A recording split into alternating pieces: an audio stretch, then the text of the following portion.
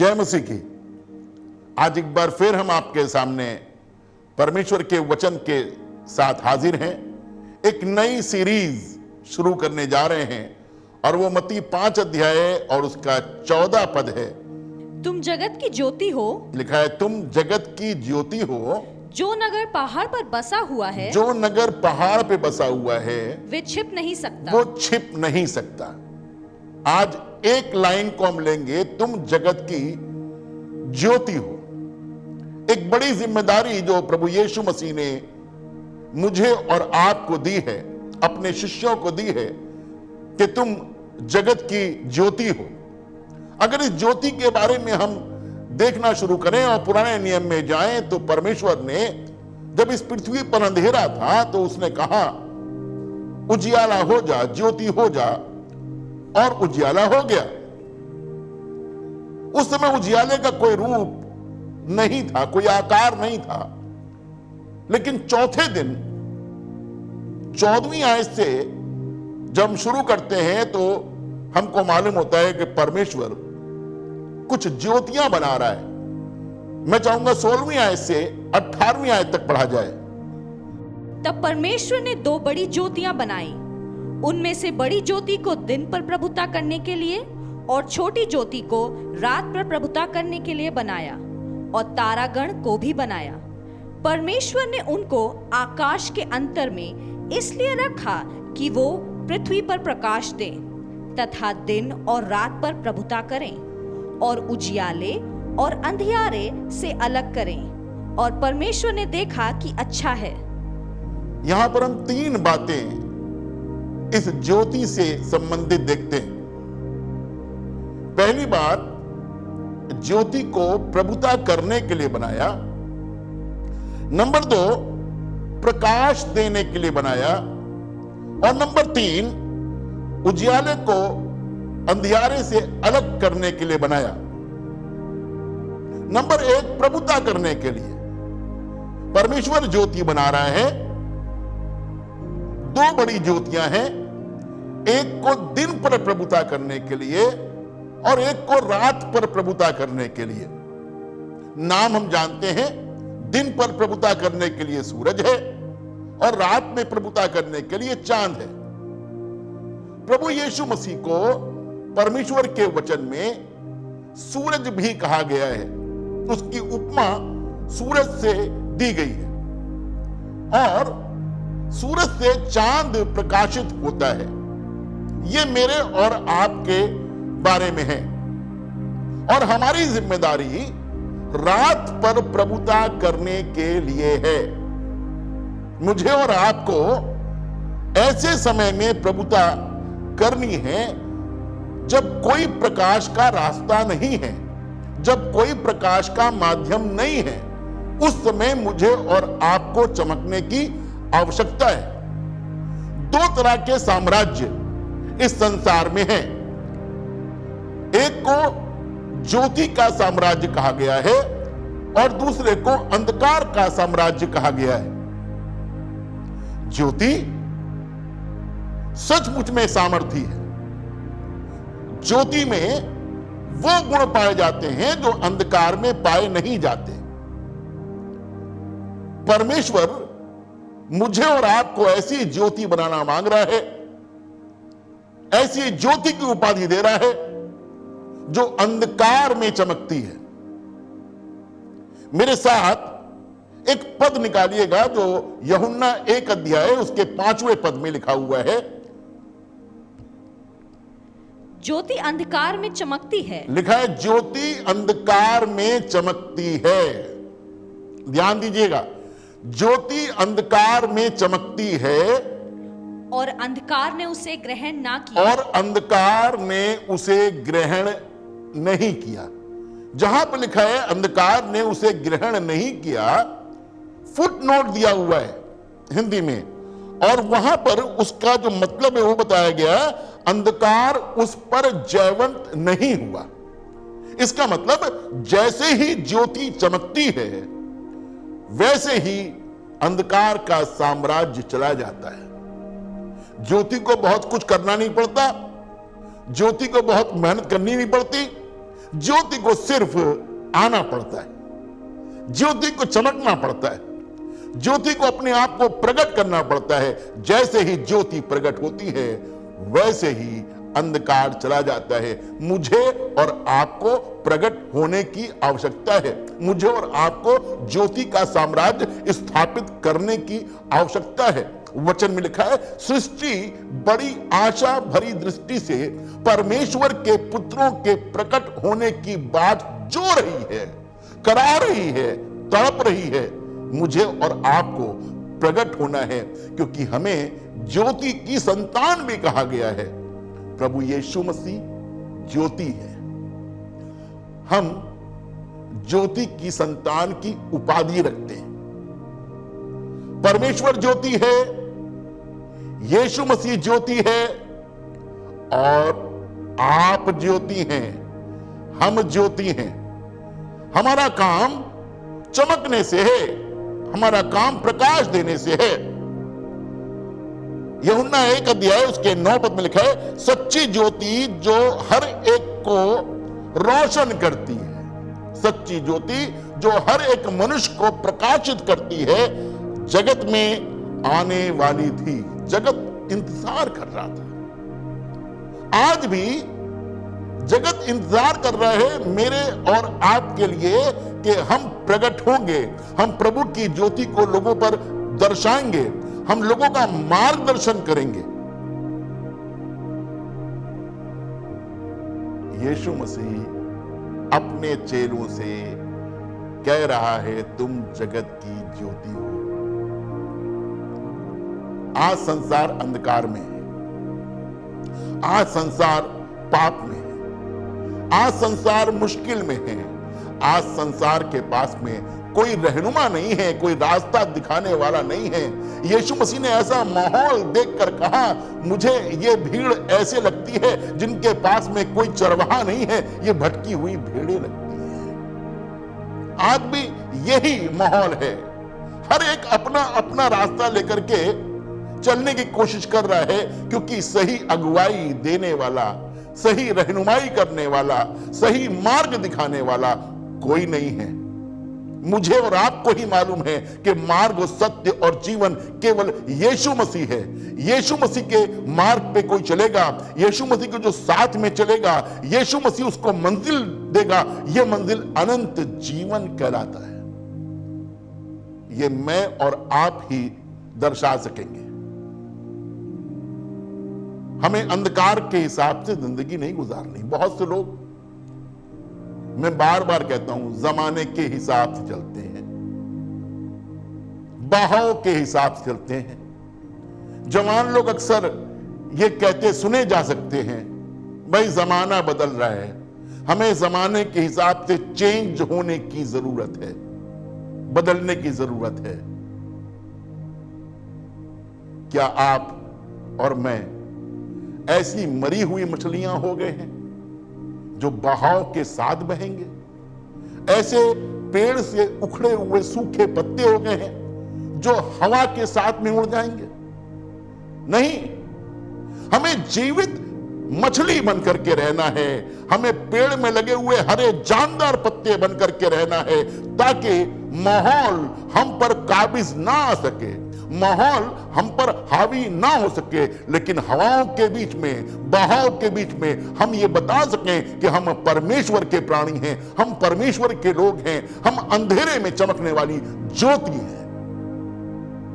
देखिए, 2 एग्जाम्पल मैं आपके सामने रखने की कोशिश करूंगा। एक एग्जाम्पल है मूसा का। मूसा पहाड़ पर परमेश्वर से बात करने के लिए गए। 40 दिन 40 रात वो उस पहाड़ पर परमेश्वर से बात कर रहे थे। क्या बात, क्या माहौल रहा होगा। परमेश्वर से मूसा बात कर रहे हैं, आमने सामने, जैसे एक दोस्त से बात करता है। व्यवस्था के बारे में परमेश्वर बात कर रहे हैं, रहन सहन के बारे में परमेश्वर बात कर रहे हैं, त्योहारों के बारे में परमेश्वर बात कर रहे हैं, मिलाप वाले तंबू के विषय में परमेश्वर बात कर रहे हैं। भविष्य के बारे में परमेश्वर बात कर रहे हैं।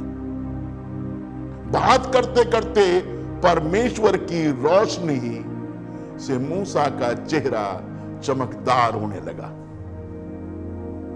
और जब वो पहाड़ पर से उतर करके आ रहे थे तो लिखा है मूसा के चेहरे से रोशनी निकल रही थी। एक ट्रांसलेशन में कहा किरणें निकल रही थी। रोशनी की किरणें। एक ट्रांसलेशन तो यहां तक कहता है सींगे निकल रही थी रोशनी की। और किसी ने ट्रांसलेट किया है रोशनी की लपटें निकल रही थी। जी हां, यूनानी भाषा में जो शब्द आया है वो है फोर्स, और फोर्स फाओस से लिया गया है, जिसका मतलब होता है आग से प्रज्वलित करना। परमेश्वर की ज्वाला से, परमेश्वर की आग से मूसा का चेहरा प्रज्वलित हो गया था, चमकदार हो गया था। लोग उसे देख नहीं पा रहे थे, रिक्वेस्ट कर रहे थे अपने चेहरे पर पर्दा डाल ले क्योंकि हम तेरी तरफ देख नहीं सकते। अगर आप परमेश्वर की निकटता में रहते हैं तो मैं सच बताना मांगता हूं, आपके चेहरे से इतना नूर निकलता है, इतनी रोशनी निकलती है, परमेश्वर का इतना तेज होता है कि आम आदमी आपसे नजरें मिला नहीं सकता। राजाओं की पुस्तक में लिखा हुआ है कि एक भविष्यवक्ता अपने सर पर पगड़ी इस तरह से बांधे हुआ था कि उसकी आंखें दिखाई नहीं पड़ रही थी। लेकिन जब वो किसी से बात करने लगा और उसने अपनी पगड़ी थोड़ी सी उठाई, उसके आंखों के तेज को देख करके ये मालूम कर लिया गया ये परमेश्वर का नबी है। एक अजीब तेज चेहरे पर होता है। मैं दुनियावी नूर की बात नहीं कर रहा हूं, मैं दुनियावी ज्योति की बात नहीं कर रहा हूं, मैं आत्मिक ज्योति की बात कर रहा हूं जो मेरे और आपके अंदर होना चाहिए। लोग मेरे जीवन को देख करके, आपके जीवन को देख करके ये बता सकें कि हां, ये परमेश्वर के साथ में रहे हैं, ये मूसा परमेश्वर के साथ में रहा है, ये कमल परमेश्वर के साथ में रहा है, ये फलाने व्यक्ति परमेश्वर के साथ में रहे हैं, ये वो मंडली है जो परमेश्वर के साथ में रही है, क्योंकि इनके अंदर से ज्योति की बातें निकलती हैं। ये ज्योति कैसे आती है? मैंने आपको बताया फाओस से फोर्स बना है। वचन में लिखा है 119 भजन उसकी 130 पद में लिखा है, तेरे वचन के खुलने से, तेरी बातों के खुलने से प्रकाश होता है। जब वचन में ढूंढ ढांड करते हैं, खोज करते हैं, पौलुस भी इस वाली बात कहते हैं, तुम इसलिए ढूंढते हो, इसलिए पढ़ते हो क्योंकि समझते हो कि इसमें अनंत जीवन है। इसमें लोगों के लिए वो रोशनी है जो उन्हें अंधकार से निकाल करके परमेश्वर के मार्ग पर लेकर के आती है। नए नियम में हम यूहन्ना के बारे में देखते हैं। यीशु मसीह यूहन्ना के विषय में बात कर रहे और वो क्या कह रहे हैं वो सुनिएगा। यूहन्ना 5 अध्याय और उसका 35 पद है। वो तो जलता और चमकता हुआ दीपक था। यूहन्ना बपतिस्मा देने वाले के विषय में यीशु मसीह की गवाही है। वो कह रहे हैं वो तो जलता और चमकता हुआ दीपक था। यूहन्ना बपतिस्मा देने वाला जो ऊंट के रोम का वस्त्र पहनता था, वन मधु और टिड्डियां जिसका भोजन था, जंगल में रहा करता था। लगता नहीं कि उसकी बहुत अच्छी पर्सनैलिटी रही हो, फकीरों का दिखाई पड़ता था, लेकिन फिर भी यीशु मसीह गवाही दे रहे हैं और कह रहे हैं वो तो जलता और चमकता हुआ दीपक था। मेरे और आपके जीवन में ऐसे ही होने चाहिए कि हम जलते और चमकते हुए दीपक हो जाएं। यिर्मयाह की पुस्तक में लिखा हुआ है कि मेरे हड्डियों में वो आग है। क्या हम परमेश्वर की सेवा के लिए, क्या हम परमेश्वर के लिए जल रहे हैं, धुन से भरे हुए हैं, लगन से भरे हुए हैं? अगर नहीं तो हमें लगन से भर जाने की जरूरत है, धुन से भर जाने की जरूरत है। यूहन्ना एक जलता हुआ और चमकता हुआ दीपक था। आगे सुनिएगा। और तुम्हें कुछ देर तक उसकी ज्योति में मगन होना अच्छा लगा। उसकी ज्योति में मगन होना अच्छा लगा। मुझे नहीं मालूम मेरी उम्र कितनी है, आपको नहीं मालूम कि आपकी उम्र कितनी है।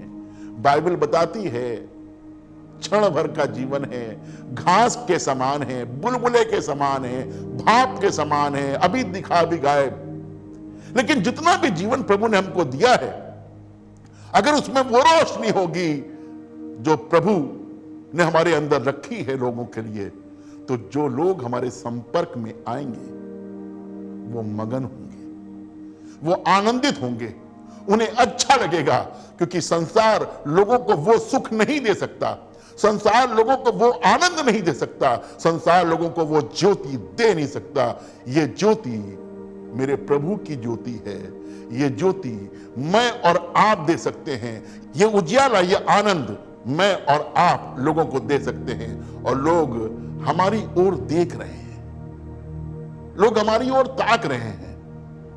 काश के धुन कहीं खो ना जाए, काश के उजियाला कहीं खो ना जाए, काश के प्रभु के लिए जलना खत्म ना हो जाए। वचन लिखा है प्रभु के मंदिर का चिराग अभी तक बुझा नहीं था। और मैं आपको इनकरेज करना मांगता हूं, ये चिराग भी प्रभु के लिए जब तक जीवन दिया है जलते रहें, ताकि लोग आते रहें, लोग प्रभु के उद्धार को प्राप्त करते रहें, अनंत जीवन को प्राप्त करते रहें। यीशु मसीह ने स्वयं कहा, तेरे घर की धुन मुझे खा गई। The zeal of thy house hath consumed me। काश के परमेश्वर की सेवा इस तरह से मेरे अंदर रहे, लगन इस तरह से रहे, सेवा की धुन इस तरह से रहे कि मैं अपने प्रभु के लिए मर मिटने को तैयार हो जाऊं, ताकि लोग उजियाले को प्राप्त करें। कैसे मिलेगा उजियाला आपको? मेरे प्रभु की ओर देखिए, मेरे प्रभु की ओर ताकिए, क्योंकि जितनों ने उसकी ओर दृष्टि की है उनके चेहरे पर शर्मिंदगी नहीं आई और उनके चेहरे रोशन हो गए हैं। काश कि आप भी इसी तरह से रोशन हो, ताकि अंधकार को मिटा सकें और ज्योति के साम्राज्य को स्थापित कर सकें। आइए प्रार्थना करें। प्यारे खुदावंद, हम शुक्रगुजार हैं, तू हमारा खुदा है। थोड़ा सा जीवन, 3.5 साल की सेवा, लोगों को इस कदर ज्योति प्रदान कर सकती है कि सारा विश्व आज इस बात पर वाद विवाद करता है कि यीशु ज्योति है। और बहुत से लोग सकारात्मक रूप से आज भी प्रभु तुझे अपना रहे हैं। ऐसा अनुग्रह प्रभु हमको दे, ताकि ये संदेश हम लोगों तक चाहे कुछ भी हो जाए पहुंचा सकें कि सच्ची ज्योति जो लोगों को प्रकाशित करती है वो तू है। प्रभु, ये उजियाला हम में बना रहे और तेरी ज्योति प्रभुता करे और अंधकार मिटने वाला हो सके। अपने आप को और जितने सुनने वाले हैं हर एक को हम तेरे हाथों में सौंपते हैं, यीशु मसीह के नाम से मांगते हैं।